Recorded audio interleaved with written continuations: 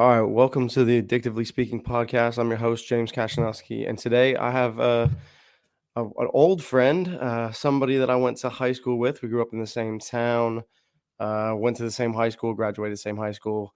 Um, we've gone our separate ways and did different things, but we kind of ended up doing the same thing and ended up in the same place: addiction and recovery. So, my guest today is Tim Elliott.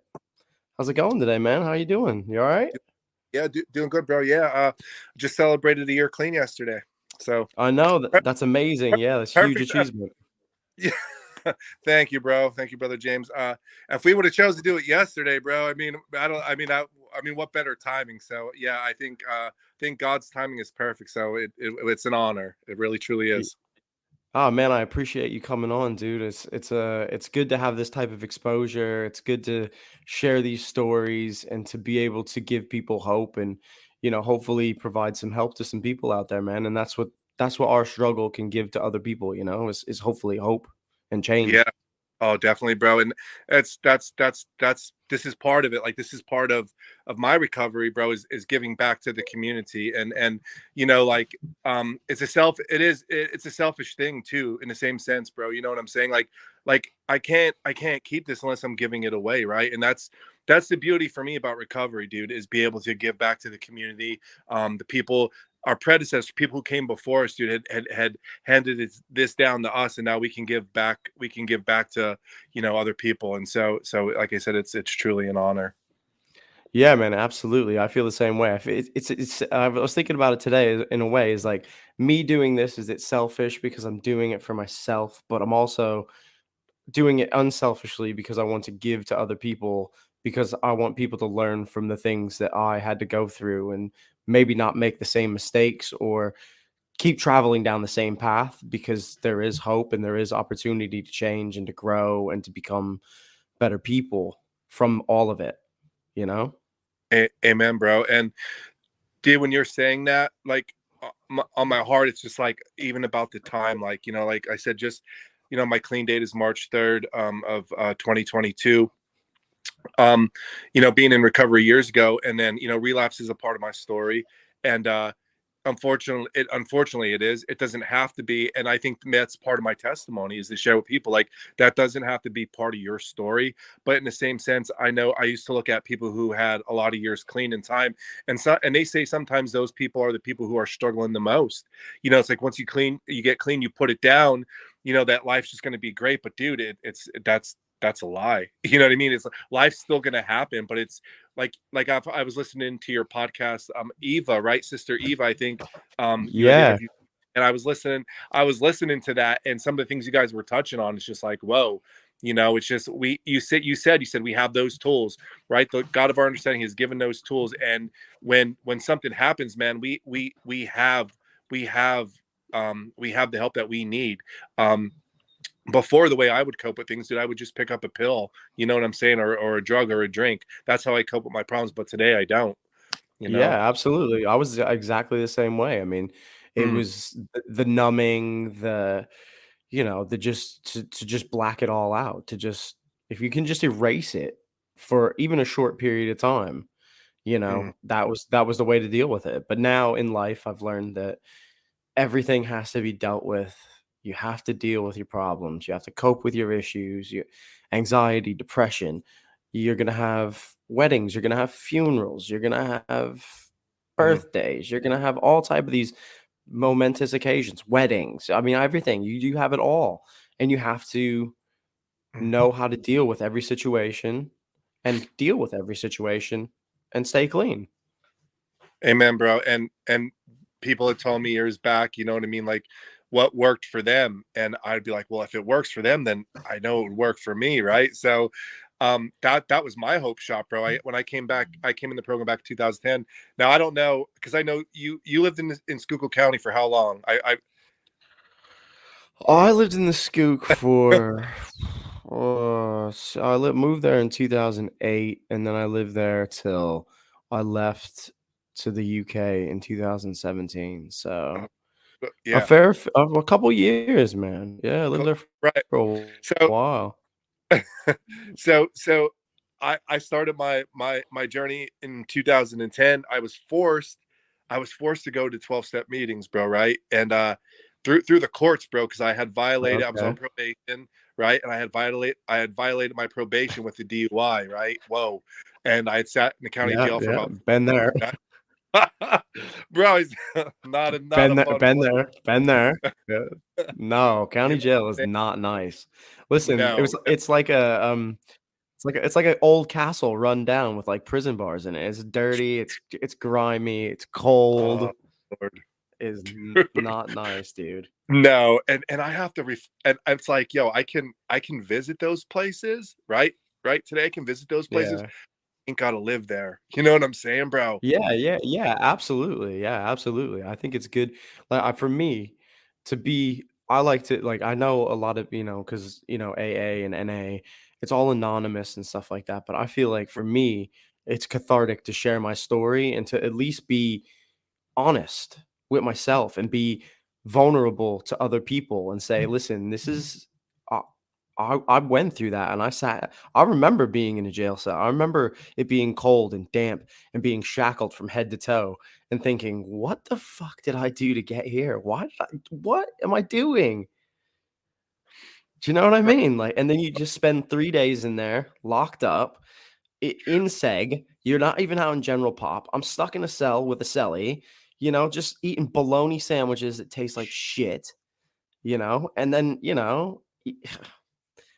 I'm glad that I didn't continue down that road and continue to end up in jail because it's a horrible place to be.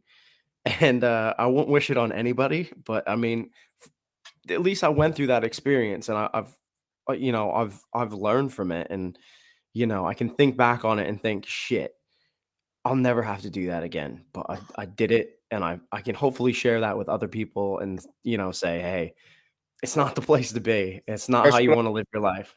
especially with our children, bro. Yeah, man, You know what I'm absolutely. saying?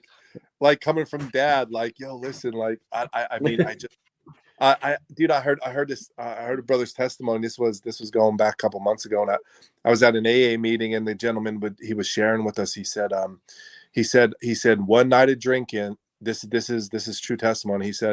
He said one night of drinking led him to 15 years upstate, bro. Listen, and he said that the other gentleman in the facility, they said you best get comfortable because you're gonna, and he didn't even know what he did, bro. He didn't even remember none of it. And Yeah. you know what I'm saying, bro? That, and we think that like not us, like that we're so unique, bro. We are so different, so unique from all these other, no. And those are the things, like I said, hearing those things in the meetings, bro. And that's what it keeps it green, bro. And it reminds me of where it can take us. You know what I'm saying? We're Yeah, man. blessed. We're blessed. Listen, It's a blessing, bro. yeah, listen, it is absolutely that. But listen, let's just touch on your story, where it started. Okay. So when did it all start? Because I mean, I know we went to high school together. We grew up in the same tiny little town, and I know that drugs were a thing, but I mean, they weren't like popping like they are now. I know it's Mhm. quite bad there. Well, So when did it all start for you? What was the thing that kind of catapulted you into that?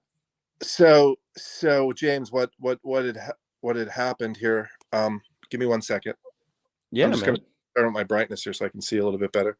Okay. James, so what happened? Um, my parents are still married. My parents have been married now for 42 years, 43 years. I grew up in an alcoholic home. Um, my dad came from a family of 10 with 7 brothers. Um, the majority of all my uncles are alcoholics. I had so many kinfolk, cousins, blood on my dad's side in this area, in this region. My mom, on the other hand, came from from a single family, no siblings. And so, like, Mm, growing up for me, man, I remember so much, man. I'm looking back. I remember driving my dad home from mountain parties at a young age. At a really young age, my dad he taught me how to drive. Right, and I was so little at the time that I was too young to reach the pedal. So I used to sit on his lap and steer the truck. Well, when I got mm. to be like maybe 10, 12 years old, I could reach the You could pedals. read the petals, yeah.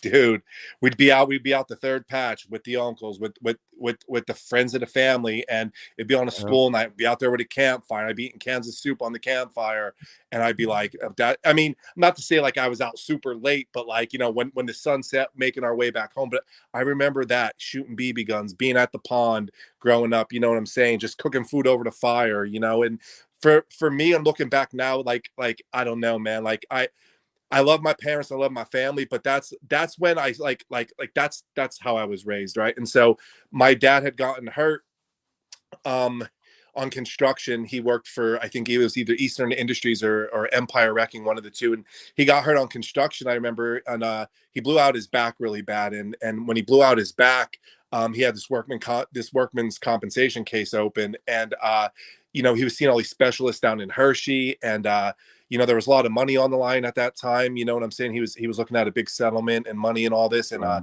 I remember him going to these appointments, and the doctor prescribing him medicine and medication, and we had a safe in our house, right? And so my dad, in order to keep the workman's comp, he had to get the medicine filled. And I don't even really remember him taking much of the medicine, but at the time he was still drinking. And Yeah. Yeah. my parents went away on vacation. I think I was 15, just turning 16 years old, and they were going away to the beach with my uncle Roger, who was my dad's oldest brother, and they were down the beach for like, I don't know, like 10 days. And at that time, like, not to say my parents didn't do things together, but like, my sister, I have an older sister, we're 11 months apart. Amanda's like basically a year older than I am, and Yeah. I don't even I know if Amanda. remember. Yeah, I don't remember if she was even still in that, because she moved out at about the age of 18, but she was still around, but she was doing her things with her friends. I was doing my thing with my friends, and so I remember my parents going away down to the beach down to, I think, New Jersey or Delaware, and I had a friend here at the house come over, and I, at that time, I just started smoking pot and dabbling with alcohol, and a friend said to Right. me, he said, "Hey, your dad's on medicine for his back, right?" I'm like, uh I don't know. I'm like, I think he's on medicine, but I mean, I was young, and he's like, and they're like, well, where would he put it? And I'm like, there I am, oh, we have it in the safe. He goes, I could open that safe. I'm like, yeah, right. Like, Darren, I'm like, go ahead, let me see you try. Dude, he grabbed two butter knives out the drawer, bro. Popped this. There was a fire safe, dude, and bro, true story. And Two dude, butter knives. Yeah, that's cool. That's coal region that's ingenuity right there. Like, gangster, they're like, yo, we can get in that safe. Give me some dude, butter knives. Whole butt, get bro. me some butter knives. So Boom. yeah, dude, he popped that thing open, and I'm like, what is this? And there it was, bro. It took away the pain. I was embarrassed, James, growing up, dude. My dad. I'm saying, I don't hold a resentment towards my father. I love him. Um, Right. my grandfather was an alcoholic too, right? And he would, he was a tough man, bro. He really was. A lot of they were coal miners, bro. You know what I'm saying? My grandfather, Yeah. my uncles, on my, and my grandfather on my mom's side, he owned a coal company. So they were partners with the Rosini family, and the Rosini. Rosini family, right? Yeah. And so a lot of them are attorneys now and stuff. So that was Yeah. family. And so even where I live now here in Shamokin, like, we still like lease that piece of land like from the family for like $1 a year. Like, it's crazy. So like I said, that was through the family, and the house I live in was actually a coal mining home that was actually purchased through a Sears catalog.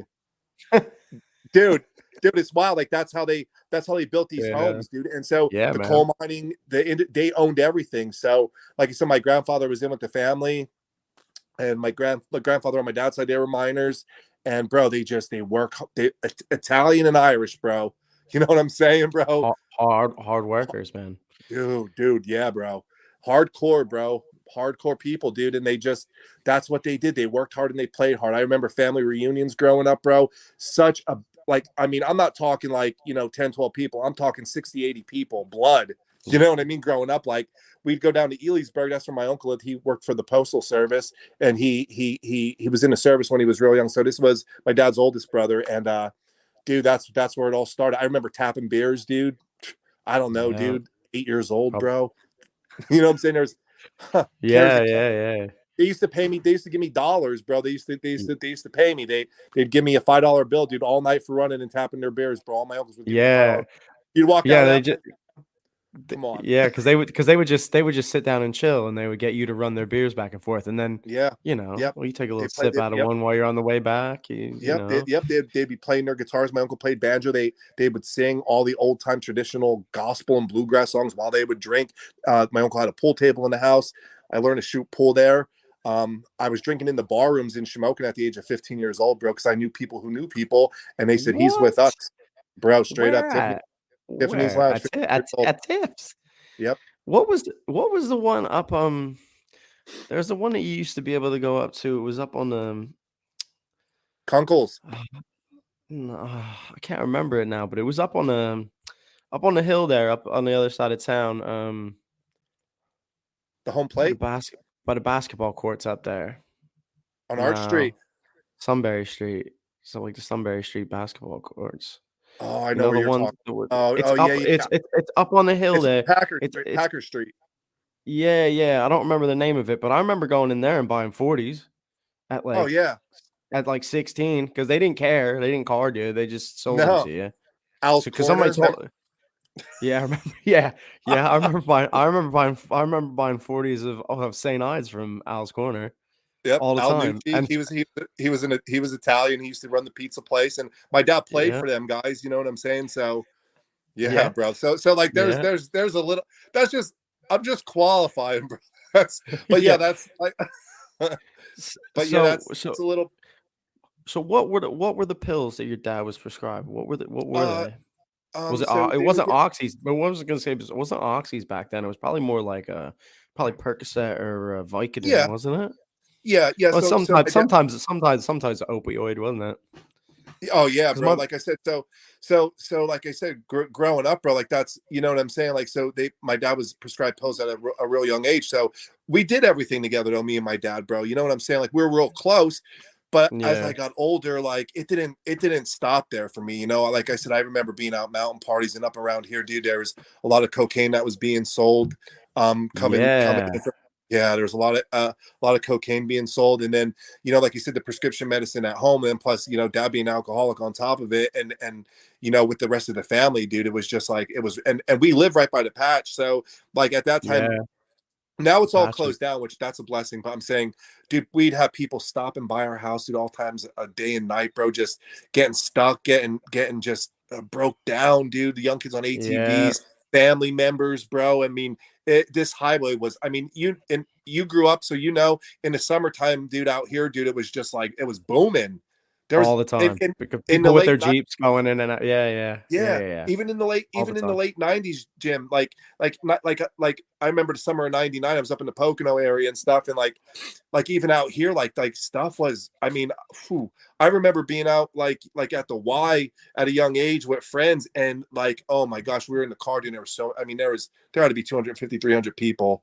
You know what I mean? I'm like, Yeah. so it was the culture, bro. It was the culture we grew up in. That was the culture I grew up in, bro. And Yeah, you know, yeah. Well, I feel like in Shamokin in general is that like drinking is just and not like drinking, but like binge drink, like just being absolutely out of fucking hand was mm, it's just completely acceptable. I mean, when I was there, I was running roughshod, man. I was fighting in O'Shea's. I was punching people in the face. I was getting drug out of Tiffany's for grabbing people up and all kind of mm, shit like that. And it was mm, like people were just like, whatever. I come back next week with a black eye. People would be like, "Yo, what's up, Jay?" Yo. And it would just be like completely normal, and mm, nobody batted an eye. It's just what you did. It's just what we did. And it mm. was every single week, every single weekend, all the time. Yeah, but that lifestyle, bro, and that I had a cousin of mine who served a lot of time upstate, dude, in prison, and he's not with us any longer. God rest his soul, bro. And I just to let you know, I don't know if you know this, but so I lost three cousins, right, as a direct result. I'm talking my dad's my cousins be my dad's nephews, right? My Yeah, uncle's yeah, sons. yeah. There was so many Yeah. juniors, like I'm a junior, right? And so I Yeah. lost three cousins as a direct result from addiction. My cousin Dal, I lost my cousin Hell John. yeah. Yep, my cousin Josh, his brother, and then my cousin Randy, who was 26. And I remember, Shit. dude, I remember at the time when my cousin Dal passed away, I was saved at that time, right? And I was in recovery at that time. And I Right. helped with the service at my home church. So And I remember being at the service and my dad coming up to my cousin, my younger cousin Randy, and was like, "Yo, if you don't straighten out, this is the end of this is it. Like this is what it looks like." And my dad tried telling him and tried talking to him. And it's like Yeah. I went to a detox in August of last year, and I remember I was in detox, and my cousin Reese had gotten married, and my mom calls me. I made one phone call when I was in the detox. I was only there 5 days, and my mom calls. She's like, "I have bad news." I'm like, "I already know. I already know. I already know where this is going." She's like, "You lost another cousin," and I knew it. And I had other cousins locked up upstate, besides the three Yeah. cousins lost. Right, so, dude, that's an eye opener, bro. And I need to Is share that that with people. Yeah, absolutely, and that's all due to drugs and Addic- alcohol, like all Yep, the yeah, same thing, all yep, addiction, yeah, yeah. yep. I remember Dal. I know it was a couple years back, wasn't it? 4 or 5 or so, something like that? Uh, Did he Jesus, pass, bro. was it? Or was it longer than that? It was a little longer. I'm gonna say maybe like 2015, 2016, Oh, maybe. wow, yeah. Okay, Yeah, alright, yeah, yeah, yeah, I do remember when that happened because I know people that are friends with it, like, on Facebook and stuff like that, and I saw the right. stuff going on. Yeah, because you see the chatter on Facebook, recipe, Yeah, and the new. it's a lot of yo, listen, it's a lot of people from Shamokin that I know that are no longer with us. Dan Dirk, we graduated with Dan Yep. Dirk. He was a big, heavy kid, lived right Yep. down the street from behind me, heroin overdose. He was living with people that were rocking it, and, yeah, I guess because it was a guy and a girl, and I guess the girl got him hooked on it, and that was it. Yeah, he ended up dead. They found him like 3 days later. He was like Mm. bloated. Oh, it's just really not nice. I grew up with the kid. I knew him since I was like 4 years old. Yeah, bro. So many people, bro. Jim, and so like being in the rooms of Narcotics Anonymous in the Cole region now, right? We're like maybe fast forwarding the tape a little bit, but excuse Yeah, me. no, go ahead. Yeah, just go ahead. They, like I said, the probation department basically forced me into the room, so I had to get this paper signed. And, bro, Yeah, I've been there. true story, bro. My first meeting, I showed up. They used to have meetings every day at 12 o'clock in Mount Carmel. They had meetings like twice a day.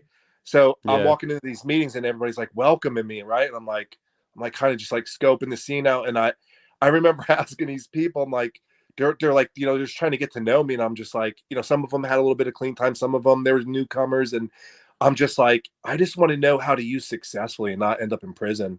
Like that. That's where I was at it, bro. yeah, yeah. Hey, but True. listen, that's part of it. That's part of it is Yeah. trying to, you just getting clean and, like, staying clean is a tough thing to do. It's a hard thing to do.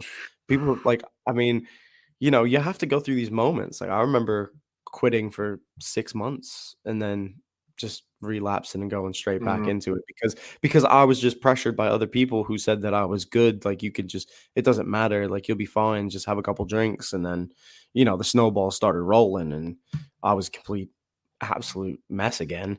But I mean, yeah, I mean, you just, you were doing it because you were court ordered. It's not because you were like, "Hey, I wanna get clean." You were like, Yeah, I want to "I clean nee up. No, I" and yeah, I need to and get this paper signed. yeah, bro, and like because I don't want to end up back in jail, right? And so, Yeah, yeah, so yeah. let me share with you, bro. What in that time, something clicked, bro. I'm telling you, bro. Like I mean, it didn't happen right away, and I remember I had like 60 days clean, Right. something like that.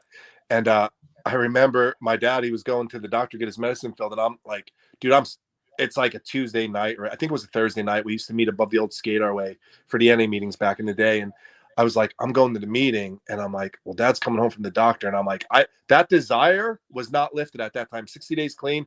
I still didn't have a No. desire like I was still fighting those demons, you know what I Yeah, mean, bro? yeah, like wanting to use or, like, finding Yeah, an like wanting to excuse to use, use. but like Not oh, knowing yeah, there's like consequences. right, yeah, yeah, yeah, yeah. Oh, Seeing if you could use and get away with it or, like, whatever, yeah. you know what I mean? Nobody would Teetering on know. the yeah, no, teetering on the edge, and then you could just be like, "Listen, I did it, and I won't do it again."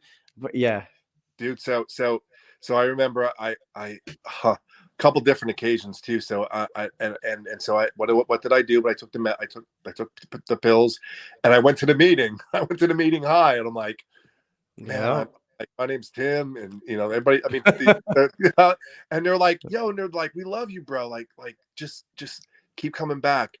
And I'm like, what? And I'm like, bro, but listen, let me tell so I had, like I said, 60 days, and this was back in like 2010. And I went to the meeting high, and I'm like, but dude, I didn't stop going. I was like, I feel ashamed, and I know that this is not what God wants for me. And dude, I didn't stop going. And so I worked through that. And looking back now, I'm Mm, just, whoa, like how even this past year, Jim, like it's been very challenging. And honestly, a year ago, I met, and you and I just start talking at that time too, I think. And yeah, yeah, yeah.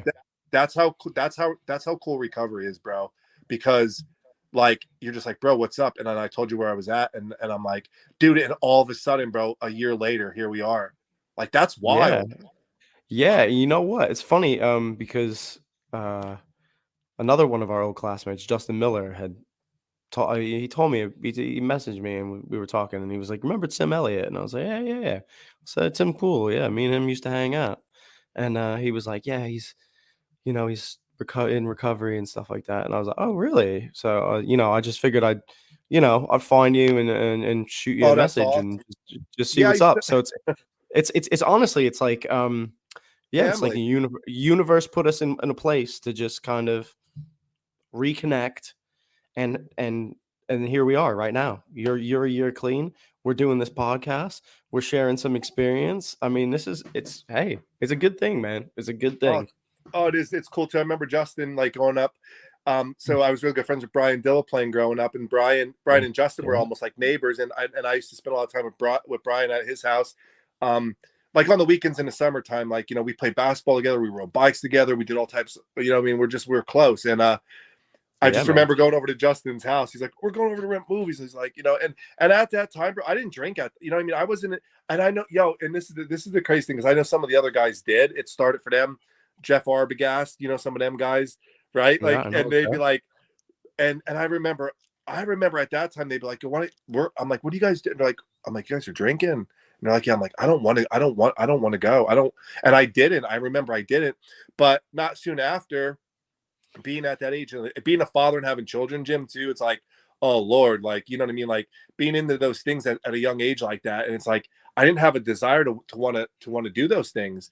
And then like I got around another group of guys. We used to all ride bikes together, and my one friend started dealing pot, and then it just led into bigger things. We are going down to Bloomsburg University on the campus, other college universities. People were dropping acid and ecstasy, and just it was crazy. You know what I mean? And then people, they were involved with, methamphetamines and speed, and then just finding people in our hometown that were in that kind of scene. And Yeah. I was in the treatment one time in Marworth when I was like 17 or 18 years old. And I remember they brought my dad and my parents in, and they looked at my parents, and they said, I remember they said something to my dad, and they said, would you be willing to stop drinking for your son's recovery?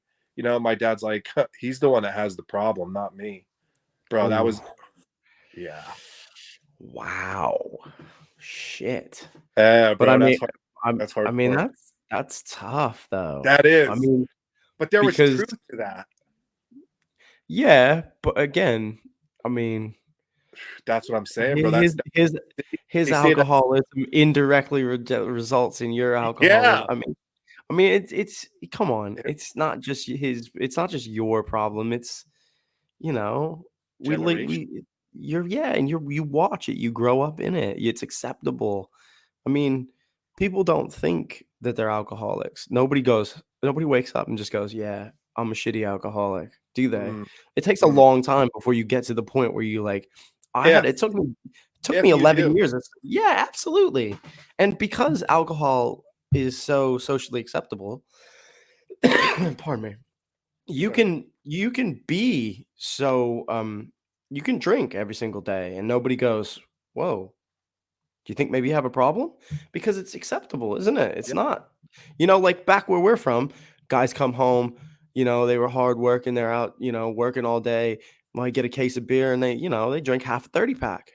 Mm. That's normal. That's To get normal. started. Yeah, just to warm up. I mean, Yeah, bro. that's normal, bro. There's a lot of people that do that from where we come from, and that's I just know. what we see. That's what we grow up with. And you Yep. think that drinking 15 beers on a Tuesday night is just, whatever. We'll go to Tiff's then and we'll have a couple more drinks and then, we'll go home, get a couple hours of sleep, and then we'll go back out and go to work. And that's what they did. Mm. I know tons of people that were functioning alcohol. I was personally not a functioning alcoholic. I drank and Nah, just couldn't bro. do I fucking couldn't anything. do James, I same for me, bro. Um, I'm not saying I'm not a functioning addict, bro. I'm not, or an alcoholic. no, I'm just yeah, like, for me, dude, like I can't hold a job. I don't want to get up. I'm like, it just, bro, it takes for it's, they say what, spiritual, spiritual, emotional, and physical, right? I don't know if that, whatever order it's in, but bro, right. my spirituality goes right out the door. I stop praying. I stop giving thanks to the Lord. I stop going to church. You know what I mean? Mentally, I get stuck in that lie. You know what I'm saying? And then become physically dependent on it. Then, like, you know what I mean? I'm basically a shell. You know what I mean? And Yep. so, I look back too. Like, I remember my parents saying to me, like, during my relapse, they're like, "Yo, we see a change in you, not for the better." And I'm like, I don't care. You know what I mean? Like, dude, Yeah. trying to cover up that pain. You know what I'm saying? Gone through a divorce. I'm just, dude, at the end of at the end of the day, bro, seriously, I was paying to get up and paying to go to bed, period. That's what it was. It wasn't even working. It didn't even work anymore. None of it. That's all I was doing was basically coming up with money, right? To get myself out of bed, to put myself back to sleep. You know what I mean? Yeah. That's it. Yeah. Yeah, because you felt like hopeless and helpless and your Yeah. life was worthless. I was at a point too where I look back now and I can see like there were points in times where I was like doing things that were really dangerous and didn't give I didn't give a fuck about my life. Like I didn't care. I remember I was in Ocean City with a bunch of friends, and we had a hotel, and I got super drunk off of Everclear, and decided that I don't know. It's dark. It's probably about 8, 9, 10 o'clock. It was probably later. It was probably about 10, 11 o'clock because it was summertime. So I decided that I was just gonna walk straight into the ocean in the dark on a closed beach and just start walking out into the ocean. And just, the waves are hitting me, knocking me back, and I'm drunk. I'm super drunk. So I Wow. mean, I'm not in and I'm just literally just walking out there and getting knocked down, falling in the water, waves hitting again because they're crashing in. And I now look back on that moment and think, Jesus, I really didn't care. Like I really wanted to die. Like why would you do something like that? Like what would be the provocation to decide that you're just gonna stroll out there? Like, yeah, by myself, alone. Mm. Yeah. Like I wanted to just walk out there and get swept away in the ocean and die. Mm. I didn't want to live anymore. And I did all these things like, that were like um not like suicide attempts, but, like, when you look at it now, like, was I trying to kill like, was I Yeah. subconsciously just walking out there and thinking, like, "I don't care if I come back. I Mm. don't care if I don't come back. It won't matter." So that's scary to think that I was in a place that dark, Mm. you know? Yeah, bro, for sure. And like I said, man, as much as I believe in the Lord and have faith and trust in God, there is a lower power, bro. And when you talk Mm, about that, Jim, and your experience, it reminds me that there is a war, dude. There's spiritual war. I believe it's, you know what I mean, for our souls, bro. You know what I'm saying? Like, um, just seeing people like, or who are under like, now that we're clean and sober, bro, I mean, I'm not sure how your community is exactly where you live, but you grew up in the coal region, like, and some of the things that had taken place. But I'm saying, when you look at that, bro, from a clear lens, a sober lens, and you look, bro, I mean, you see it on TV, bro, and like, some of these spring break videos and all, whatever, bro, and you see the way people are, like, you're like, it looks like something's got a hold of them, because in our right minds, bro, looking through a clear, sober lens,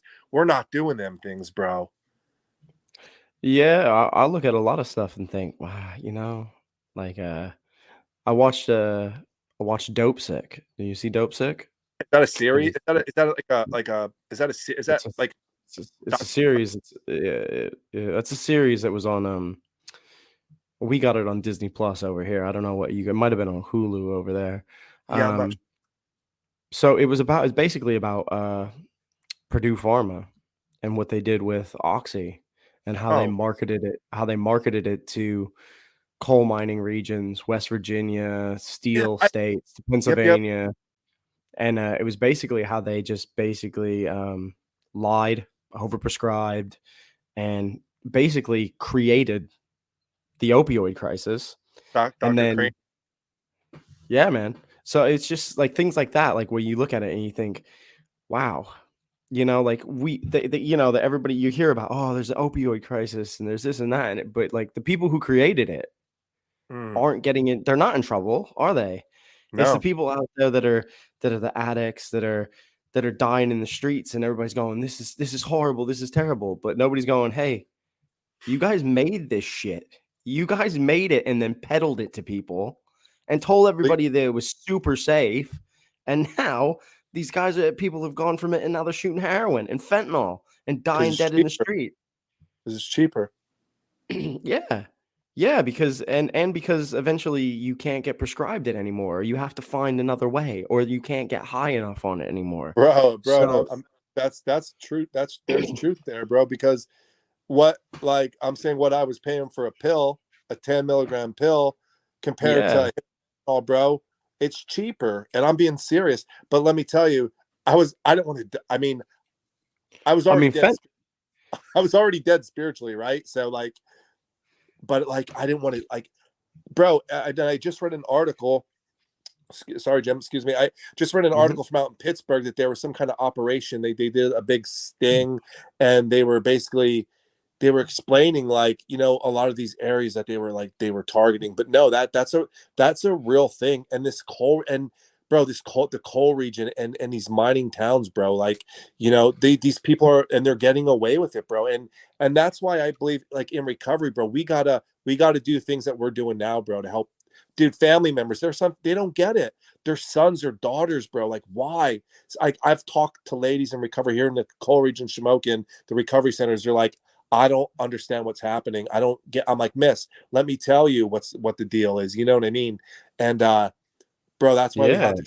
have to keep doing these things that we're doing, bro. To and it's so, bro. We are like people. I'm talking. I've been in, dude. My old pastor, real quick, dude. I'll let you continue.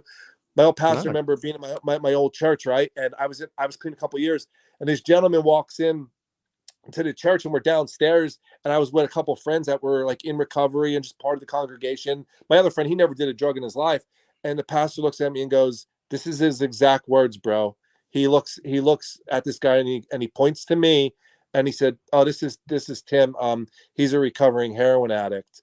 Now, bro, when I look, like, hindsight, but looking back on that, I'm like, yo, I'm a child of God, bro. You know what I'm saying? That stigma, like, basically saying he's the worst of the worst, but look at him now. You know what I'm saying? Like, do you get what I'm saying, bro? How people, there's such a stigma, and until we break that, bro, people are gonna suffer inside. They're losing their lives, bro, because of believing that lie.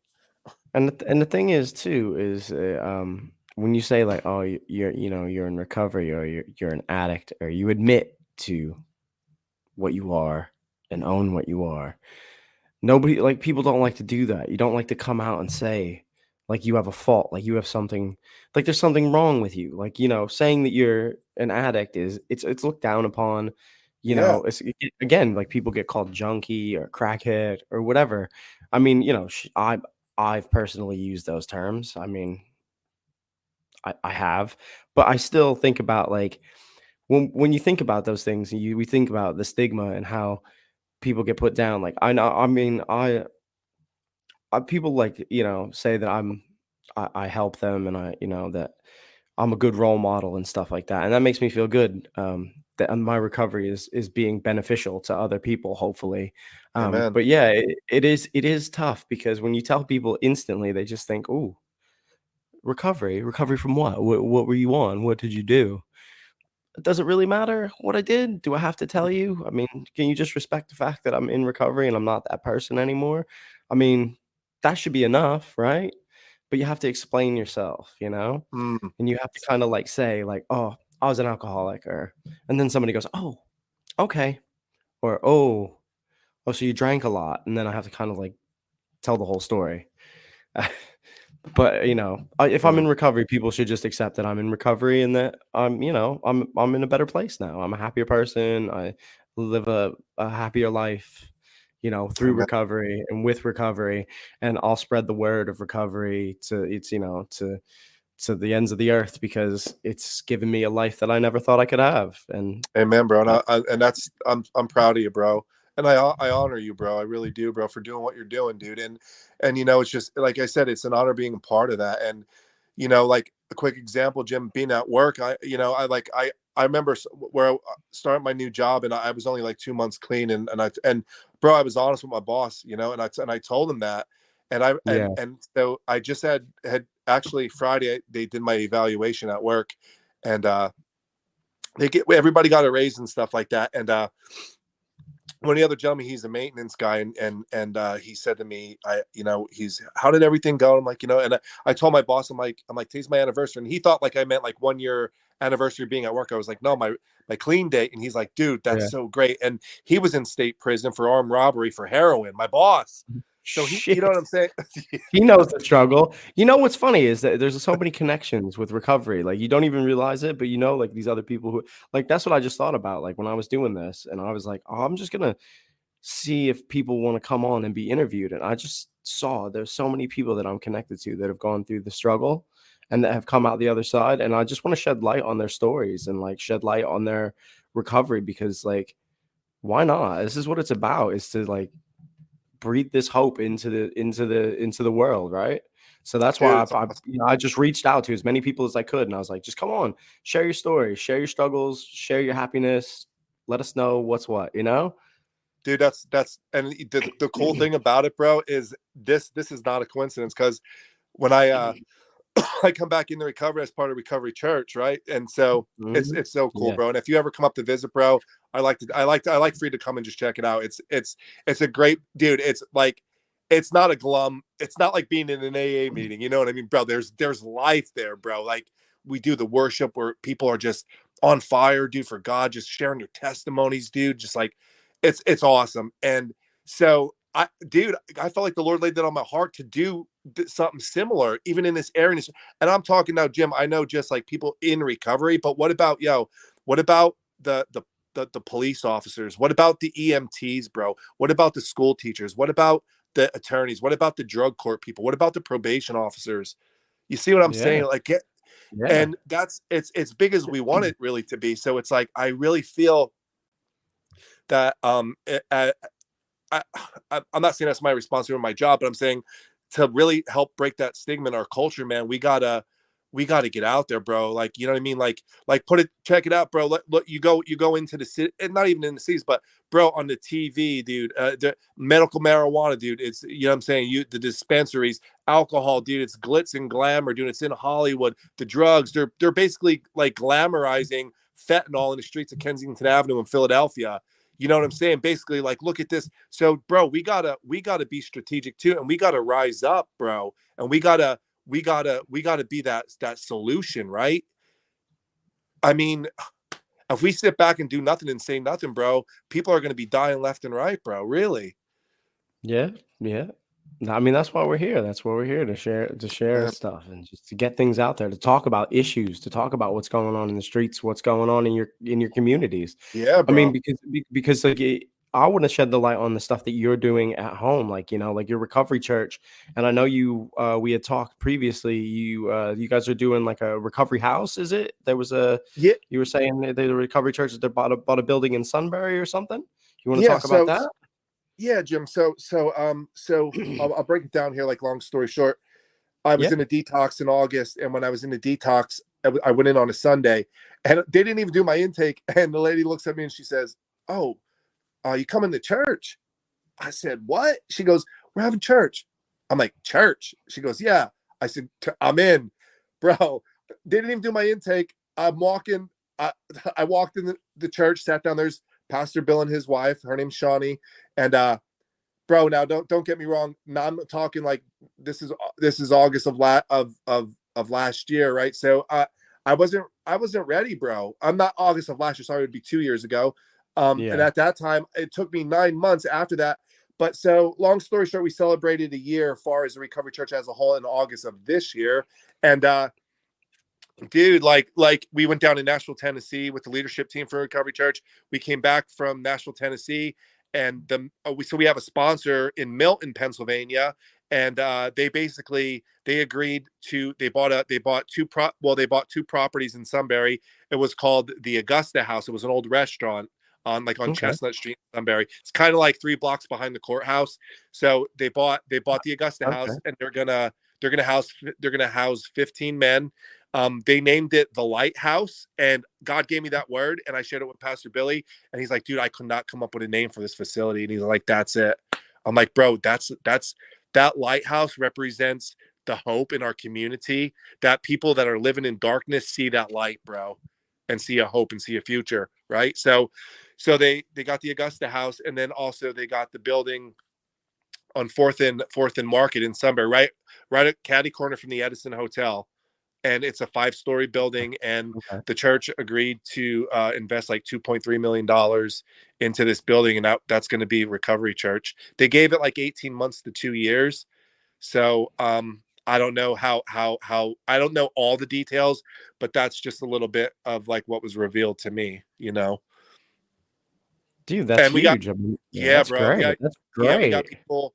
We just have people come down from like the Bronx, New York, up in Brooklyn, New York, come down and lead worship. And yeah, bro. So it's really cool, bro. And then that's what I said. And maybe I can like, like to connect with you more and hopefully connect you with some other people from this area in this region. You know what I mean? To share Yeah, their story absolutely. too. Yeah, I'd appreciate that. That would Yeah, be man. great. Yeah, absolutely. I just wanna get people on sharing their recovery, sharing their struggles as well, because we gotta do both sides of the coin, you know? You can't see Yeah, the bro. light if you don't see the darkness first, so we gotta show people how dark it gets so that, they can see that the light is the way, you know? Amen, bro. Yeah, I mean, that's what it is. So, what else you got going on? What else you wanna share, man?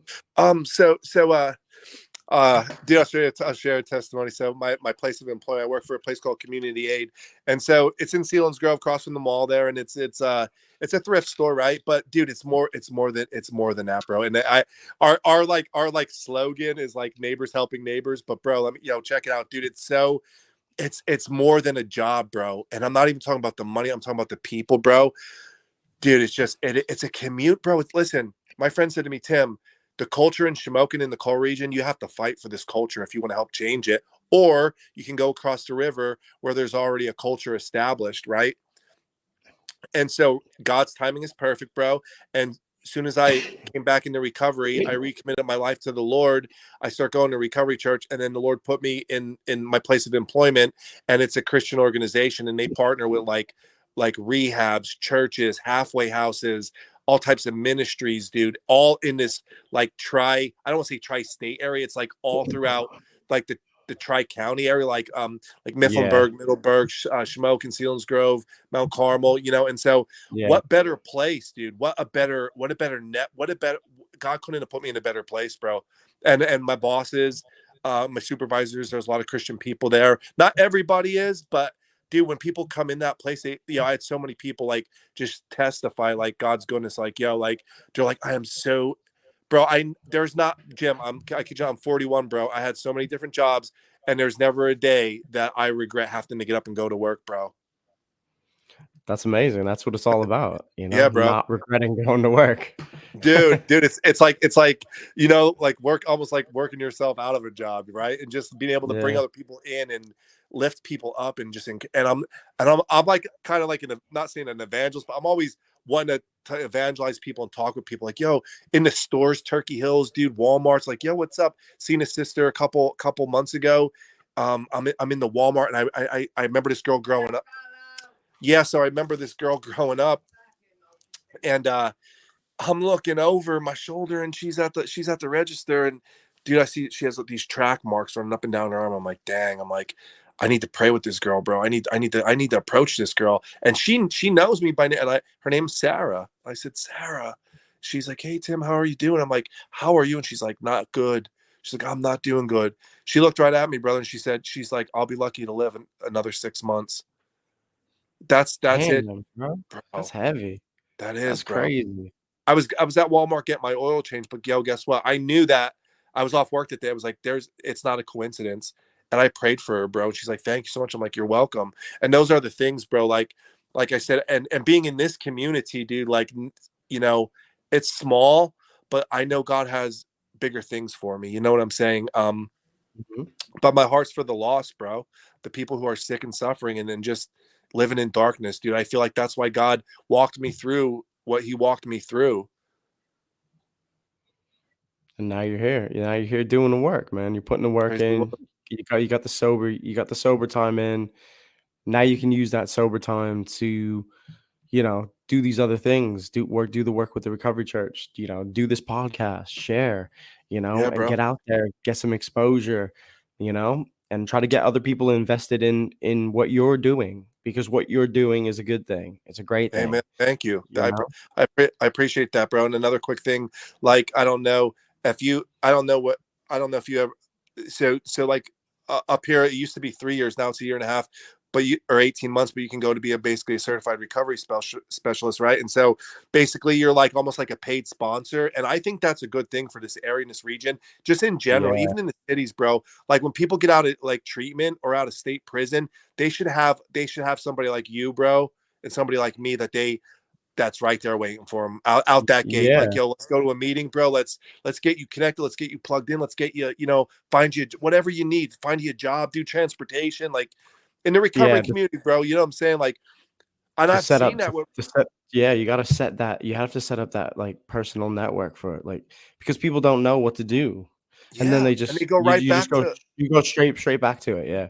So yeah, if you have somebody guiding you, it would be so much easier yeah, bro. to, like, to stay clean or try to stay clean, you know? Yeah, yeah, At least if you're put on the right path and you make the wrong choice, I mean, then, you have to go through that to come back and, hopefully, again, try to make the right choice, but, right. If you yeah, make I it think back, yeah, yeah, yeah, absolutely, but I think you're right, I think that's a great thing is that, like, yeah, I went to be right before I was leaving, I was gonna be I was going to training for a certified recovery specialist,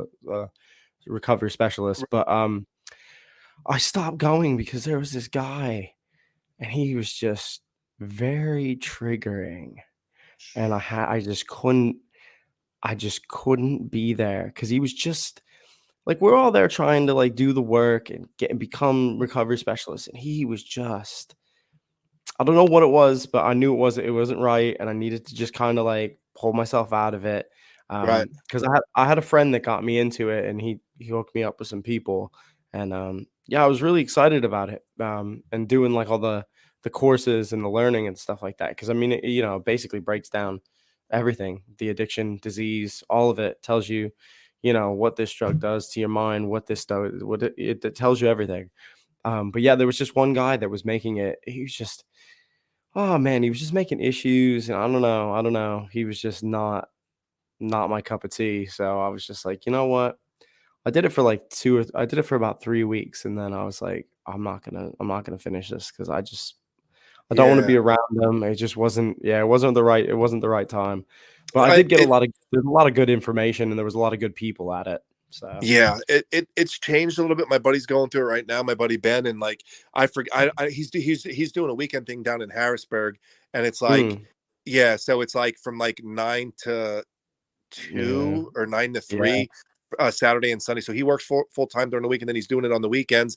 But it's like a yep, thousand dollars, but you can get credit. It's $1,000 for the certification. Then you got to yeah, test, you know what I mean, and get your state exam and all, and your stamp or whatever. And so, yeah, man. And I don't know, like even like with the recovery house, the Augusta house, like, but bro, one thing for me, I'm not willing to sacrifice like my days, I am a single father, you know what I'm saying, and my daughter do like just. I'm not saying she like I know like Lydia, she sees the difference in me, bro. But I'm saying like she was brought up in the church, bro. Like ever since she was born, like I was always there, even though I was sick these past few years, bro. In a sense, but I never left. I think the longest we ever been away from each other was like 4 or 5 days, and she'll be 9 years old, or she'll be 10 in November. So, but dude, like I said, I just, you know, dude, kids are a lot smarter than we think, bro. Like some of the things she's been telling me as of late, I'm like, where are you hearing this? Like what? Like, bro, and we have to stay up, we have to guide our children spiritually, bro. You know, that like Lydia will have a better chance than I had, right? And my dad had a better chance than my grandfather did, right? So our children are gonna have a better chance than we had, and their children's children. So bro, I just pray for our families and our children, bro, that God keeps his hand upon them, bro. And they know what sin is. They know what wrong is, right? And so I mean, man, I'm very blessed, bro. It's such an honor, bro, to be able to share, dude, my experience, strength, and hope with you, bro. Dude, I honestly appreciate it. It's been great having you on. It's been great Thank- catching up. And hopefully we'll just stay connected and we'll keep working with each other. And anything I can do to help with, your recovery, I'm more than happy to, man. aw- Absolutely. Awesome, bro. Yeah, like I said, we have a good amount of people involved with the Recovery Church Sunbury. I mean, I do go to the local recovery. We have the Oasis too in Shamokin, and I mean like other local meetings. But that's kind of like our hub, like the Friday night Recovery Church. Like that's a lot of people from other churches, other recovery centers, other rehabs come in. You know, women in transition houses, places like that. They're connected with the Yeah. Daystar down in Harrisburg. They're bringing people up from Harrisburg. We got people coming from the Bronx. West Virginia has a recovery church only 3 hours away. We got one in Pittsburgh. Plus, my Wow. cousin and her husband just bought a church out in Hooversville, or excuse me, Hooversville, PA. So it's in between Altoona, and Altoona is a big recovery town. So Altoona and Mm. Pittsburgh, we got connections out there, and then we got the main guys down in Florida. That's where it's really going down. Florida's a big recovery state. That's crazy. It's weird. Yeah, It's like over in the UK, like recovery community is not like a thing. That's why I did this because really. yeah, Wow. because it's not like a thing. Like it's not like in America, it's like a real big thing. Like there's like small little recovery things all over the place, right? Yeah. Wow. But you don't see it as much over here. It's not as prevalent, at least in my experience. I haven't seen tons of it. Um, so yeah, so it's kind of weird, but I love the energy that like a recovery community brings. It gives me a great place to channel my energy, for my recovery. Um, but yeah, so for me, I didn't really find a lot of that. So I just decided, I have stuff that I need to say and I just decided, like, I'll start this podcast, see what happens. If anybody listens, amazing. If nobody listens, whatever. But yeah, I'm really, I just really wanted to do it to help with my recovery because it gives me, it helps me give back to other people. And that's like a huge part of my recovery is being able to help people through like shared experience, through life experience, through it all. So that's that I love hearing about like your communities and stuff like that because Bro, it's yeah, yeah, it's and another thing quick I'll share with you, James. So we had like a speaker spotlight thing going on like once a month. It's like one Saturday a month, and so I'd gone to this. I think it was last month or the month before, and I was like I was running around, I was busy. I'm like I gotta get down to the meeting, right? And so I get there, and I had a friend of mine who was sharing his story, and I haven't seen him, bro, in probably 10 years. I used to use with this kid, and dude, he's 10 years clean by God's grace. 10 years clean. He has a son and a child on the way. He just gotten married, and he I think graduated from King's College. Is that up in Wilkes-Barre? And yeah, yeah, yeah, he moved back to the region, dude, because his family's here, and help with the kids while he's working. And he said that he had I think had purchased uh, a building on Sunbury Street in Shamokin, and they have plans on putting a halfway house in. Now, you know oh how our wow, community, yeah, you know how the community can be, but I'm saying, I'm all for that, bro. I'm all for that. Like, um, we have a lot of people moving up this way from New York City, from upstate New York, Philadelphia, Baltimore. yeah, My daughter's family. my ex-father-in-law and my ex-wife, their families from Baltimore City, Maryland, so we have people Mm, coming from all over, bro. And I'm not, and then plus we have the prison. So a lot of the people who are doing some heavy time, bro, their families are coming up here because they want to be close to their loved ones. So I yeah. mean, what comes, I'm not saying it's everywhere, but like, um, it's changing our culture, bro, right? And so that's why I think it's really important for us to get out there into our communities and share these things. Yeah, because you're the face of the community then. And at least like for me, when I was doing recovery work in Schuylkill County, Right, I was going to high schools. We were speaking at drug awareness days. Like those things are huge. Like because you're impacting the future, right? Like I was talking to kids that were 16 years old. The toughest thing to do is get up in a room full of 16-year-olds and speak your truth, right? And tell them, you know, right. all the shitty things you did.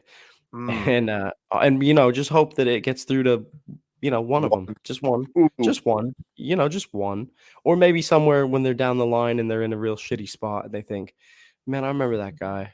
I remember what he said in my high school. And then they wow. turn their shit around. But you know what I mean? Like you don't know what that is or what it could be. But I think like places like Shamokin and like Mount Carmel and like those surrounding areas, like they should do that. They should have drug awareness days. They should have that. That's in their community, and ignoring it isn't helping it. I don't remember. I remember what do we have? Dare programs and Dude, I say don't no even to drugs. remember. I don't even remember, bro. I mean, maybe I was like out there. I don't know, but I don't No, remember much do you of. I remember? don't. No, do you I remember don't. Whiteout Day? We had Whiteout Day. Remember where they did the fake car accident and the people had to get Oh their face yeah, painted yeah, white? yeah, Yeah, just whack as shit. Like nobody yeah, cared. yeah. Like nothing. Like Yeah, like somebody wrecked their car because they were drunk driving, and then everybody's like, "Yeah," But like, well, I that's think that's there that's needs to be like confirmation. more. Yeah, there needs to be more drug awareness, like with people with life experience, the shared experience, addiction. Yeah, Like yeah, the way we break the stigma is to go into those schools and share our stories and show people this is what I was, this is what I am now. You can go from that to this. You can have a good life and you can recover. You need to show them that is possible. bro. And so many children. I know, even being a part of my old church here in Shamokin, like we had a life center, bro, and these kids would come after, like they had it open up after school, and now it's a coffee house, bro. What I'm saying, whatever, dude. But like, what about the youth? Like, I remember when I first got saved, bro, and coming to church, like, and being in recovery, it was so youthful, bro. There was kids everywhere, dude. Yo, something needed done, dude. Yo, grab a couple kids, let's go. And the kids loved it, bro. They just loved it. And dude, I built relationships with these kids, with the teens. And there's kids today that like just earlier, my daughter, she had a basketball game, and two of the kids, I know her mom, and I know their uncle and his family, but I'm saying like those kids, like there's not a father in the picture. And I'm just like, these kids are like they're like my own kid, bro. I love them just as much as I do Lydia, and I'm like, and seeing that, bro. But like, that's confirmation, Jim, because God had laid that heavy on my heart about getting into these places and talking, and even like the like Bucknell, Bloomsburg, bro. That's, I mean, dude, talk about, dude, it's on. Soon, dude, some kids go to college and that's all they're waiting for is to get to those frat parties. Like, serious, Yeah. bro. Girls get pregnant, bro. They have abortions, bro, all types of stuff, like all because of one drunk night. Honestly, we got to get into those places, bro, and share the love of recovery with people, bro. I I agree, man. You have to you Yeah, have man. to start doing that kind of stuff. That's the work that needs to be done, especially in Amen. your community. You can do it in your community. I mean, you just have to get a couple people together and, go to the schools and go to the school board or whatever you need to do. I mean, I'm sure it can be done, you Amen. know. Just got to get in touch with the right people, have the right connections, and they can make it happen. But I think that's where you start is with the kids, the youth that are in the town, Yep. Amen. especially in your own backyard. Why not? You know? That's good. Uh, Yeah, man. Well, I think we've we've covered everything, man. We've talked about it all, and I Yeah, loved bro. it. This has been great. Yeah. Tim, I absolutely appreciate you coming on the podcast, man. I'd love to have you back in a year or so, and we'll do this again. You know, maybe next year on your sobriety on your soberversary, we do it again, huh? Yeah, bro. Sounds good. And when's your Do date, bro? When's your clean date? the 22nd of January. Okay. Right on, 22nd bro. of Jan. Yeah, Yeah, and you man. should share your story too, bro. Like, because you're doing a lot of the interview and you're getting other people, but like you said, you're doing this for your recovery and your sobriety, bro. And like I said, bro, even though it's not about the time, it's what we do with our time, right? And so you feeling that itch, like some people call it, I don't know, the 7-year itch, whatever, do daily. Sometimes it's just getting through the day, bro. Like just hearing from another brother in recovery, like, yo, you're not alone, bro. Like it. I'm not saying it doesn't, yes, it does get easier and that obsession has been lifted, bro, but sometimes in that, when we're in that place, that's when things can be most detrimental. Like, whoa, like, all right, I got everything back, everything's good, I can have a drink. Yo, that's a lie, right? So we got to Yeah. stay vigilant, bro. We got to commune with one another, connect with one another, keep speaking out, bro, keep doing these podcasts, keep sharing our stories, keep going to meetings, bro, keep helping the new people. You know what I'm saying? And like doing what you're doing, bro, and be able to reach people. Yo, you reach me, bro. How many thousands of miles away? You know what I'm saying? And I like, know. Yeah, yeah, yeah. it's Yeah, that's powerful. 3,500 miles, Dang, 5-hour time difference, and we're here. We're doing it. You know dude. why? Because we wanted to make it Amen. happen, so we made it happen. Listen, that's what it's about, man. Making it happen. Amen, bro. Finding the time, making it happen, sharing it, sharing recovery. You know, man, this is what we're doing. This is That, what it's about. This is the entire reason for this whole podcast is these moments. that's So awesome. dude, thank you. I appreciate you. And dude, we'll stay in touch and we'll keep talking and we'll keep talking about recovery and we'll keep chatting, man. And we'll do this again for sure. And listen, put me in touch with some people and we'll try to do some more great things. All right. All right, sounds good. I love you, brother. All right, man. Love you too. All right. Take Yep. care, Tim. God Appreciate bless. it. See ya All right. Later. later.